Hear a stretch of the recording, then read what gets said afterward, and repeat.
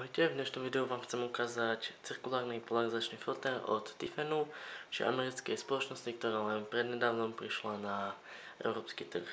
Filter prišiel v takejto plastovej krabičke, kde nájdeme prehľad filtrov od Tiffenu, samotný filter, tomu sa ešte budem venovať, tomu som už len taká vystelka.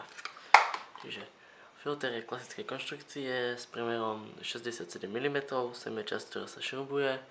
Potom je sem optické sklo a na konci je ešte otáčajúca časť, pomocou ktorej meníme spôsob polarizácie svetla. Polarizačný filter má skvelé využitie pri krajinárskej fotografii, taktiež fotografii architektúry, pri niektorých portrétov.